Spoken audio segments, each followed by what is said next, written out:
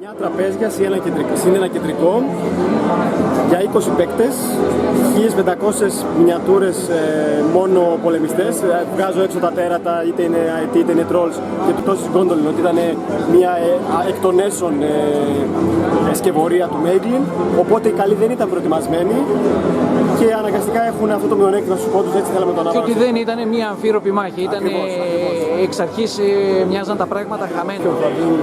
Αυτές τις εικόνες είναι ότι ένα wargame είναι κάτι παραπάνω από ένα παιχνίδι. Είναι δημιουργία, είναι αναμνήσεις, είναι φιλίες, είναι πολλά πράγματα. Ακριβώς κάνουμε κατά κανόνα μία φορά το μήνα τουρνουά, ανοιχτά σε όλους.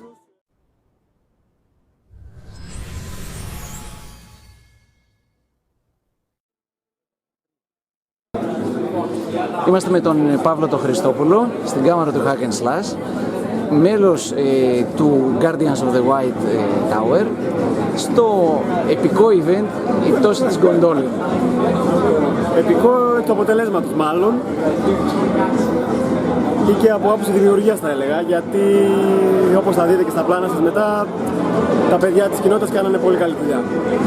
Το βλέπουμε, λέμε ήδη επικό για αντιλαμβανόμενοι τη δυσκολία να το καλύψουμε. Για να έχουμε μία εικόνα μεγέθους, με όρους wargame, μιλάμε για πόσα τραπέζια?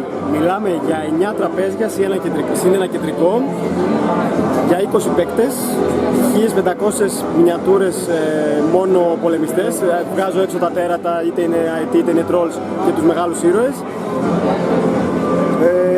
Σε πόντους δεν το θυμάμαι, πρέπει να το δω. Περίπου ballpark figures, πόσοι πόντοι ένα τραπέζι? Είναι 200 οι κακοί, 800 οι καλοί. Είναι στημένο έτσι εξ αρχής, όταν το γράφω με τον Δημήτρη, για να μπούμε όσο περισσότερο γίνεται στη λογική της πτώσης Gondolin, ότι ήταν μια εκ των έσων σκευωρία του Μέγκλιν. Οπότε οι καλοί δεν ήταν προετοιμασμένοι και αναγκαστικά έχουν αυτό το μειονέκτημα στους πόντους, έτσι θέλαμε το αναβάσουμε. Και ότι δεν ήταν μια αμφίροπη μάχη, ήταν εξ αρχής μοιάζαν τα πράγματα χαμένα. Παρ' όλα αυτά τα νούμερα είναι κοντά. Υπάρχει πιθανότητα να δούμε έστω σε κάποια τραπέζια, υπάρχουν κάποια υπο-objectives και να δούμε κάτι σαν what if εναλλακτική ιστορία? Να μην πάνε τα πράγματα όπως πήγανε στην ιστορία κανονικά. Πάρα πολύ ωραία παρατήρηση, γιατί όταν γράφουμε τους κανόνες και το PDF, φροντίσαμε να χωρίσουμε το παιχνίδι σε 3 διαφορετικούς τρόπους παιχνιδιού. Ο ένας είναι να βρεθώ με έναν φίλο μου και να παίξουμε 1 προς 1 τα σενάρια και να κρατήσουμε σκορ. Ο άλλος είναι να τα παίξουμε πάλι 1 προς 1 τα σενάρια και να κρατάμε το προηγούμενο σκορ και να επηρεάζει τα επόμενα. Και ο τρίτος που θα δείτε και σήμερα είναι να παίζουν τα λίγα άτομα αυτά των 20 ταυτόχρονα σε παραλληλία. Και όλα τα τραπέζια να συνεννοούνται. Αλλά πώς? Υπάρχουν οι IT, υπάρχουν 3 IT διαθέσιμοι για όλα τα τραπέζια, οπότε είναι ο εξωγενής παράγοντας από την πλευρά των καλών. Υπάρχει ο εξωγενής παράγοντας από την πλευρά των κακών. Οι κακοί μπορούν, ο χειριστής του Gothmo μπορεί να φωνάξει κάποια πράγματα και να επηρεάσει όλα τα τραπέζια. Γενικά πολλοί παράγοντες παίζουν ταυτόχρονα ρόλο. Οπότε ίσως κάποια τραπέζια των καλών να κερδίσουν, παρά αυτά δεν σημαίνει ότι θα κερδίσουν και την μάχη. Αθροιστικά θα πάει το αποτέλεσμα. Κάτι άλλο, έχουμε να σχολιάσουμε κάτι άλλο πριν πάμε στα τραπέζια ένα-ένα? Από πλευράς μου, αυτό που θέλω να πω σε όποιον θα δει αυτές τις εικόνες είναι ότι ένα wargame είναι κάτι παραπάνω από ένα παιχνίδι. Είναι δημιουργία, είναι αναμνήσεις, είναι φιλίες, είναι πολλά πράγματα.